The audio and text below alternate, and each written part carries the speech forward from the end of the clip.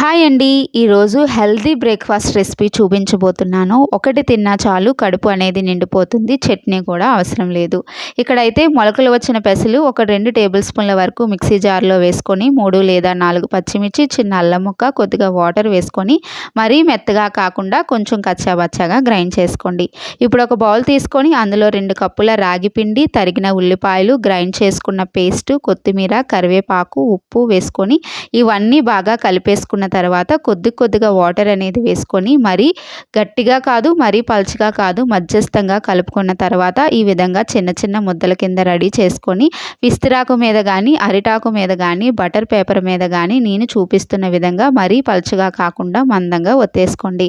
ఇప్పుడు ఈ రోటీని పెనం మీద వేసేసుకొని చిన్న ఘాట్లు అనేది పెట్టుకొని నువ్వుల నూనెతో కానీ, నేతితో కానీ అటు ఇటు తిప్పుకుంటూ మీడియం ఫ్లేమ్ మీద కాల్చుకుంటే ఎంతో రుచికరంగా హెల్తీగా ఉండే రోటీ రెడీ అయిపోతుంది.